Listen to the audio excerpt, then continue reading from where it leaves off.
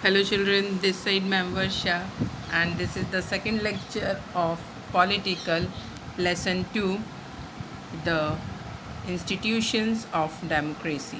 In the previous lesson, we have discussed why there is importance of the election and how we choose our representative, and the majority who wins the election, they form the government and they run the government of our country. In this video you will learn what is the importance of the election.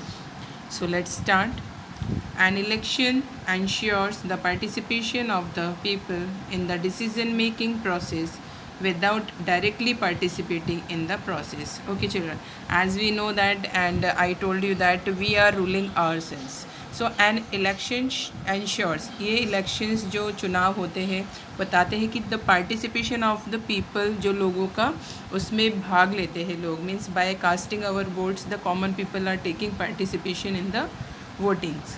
So they are, instead of directly, they are choosing their representative and on behalf of the population or the people, they go and they form the government and they run the administration.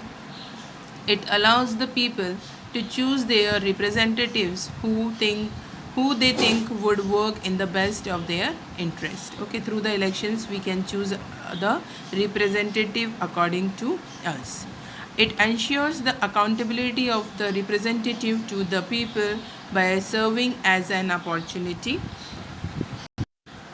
people to change the government in case it does not work in their favor. Suppose any representative we have chosen and they are forming the government from on our behalf, and suppose they are not fulfilling the welfare of the people, or they are not keeping their promises, and they are not doing any favor of the common people, so they are responsible, they are accountable towards the common people. In the next election, the common people, they can remove him or her from his post by not casting the votes in his or her favor.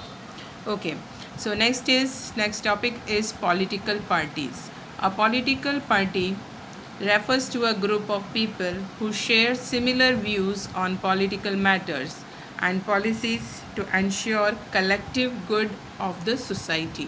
एक political party क्या होता है, ऐसे group को refer करती है जहाँ पे सेम व्यूज़, जिनके लोगों का सोचना, उनकी जो नीतियाँ हैं, पॉलिटिकल नीतियाँ हैं, राजनीतिक नीतियाँ, कि वो देश में क्या है लॉज चाहते हैं या पॉलिसीज़ चाहते हैं, and it ensures collective good of the society. Collective means the majority of the population. In India, all political parties are required to be registered with the Election Commission of India. As in the previous video, you have learned what is the Election Commission of India. It supervises all the process of the election.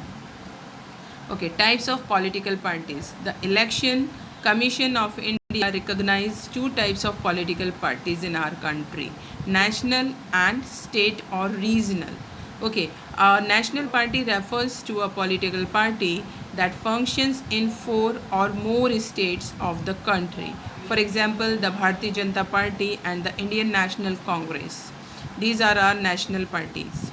A party that functions at the regional level, that is in less than 4 states, is recognized as a state party.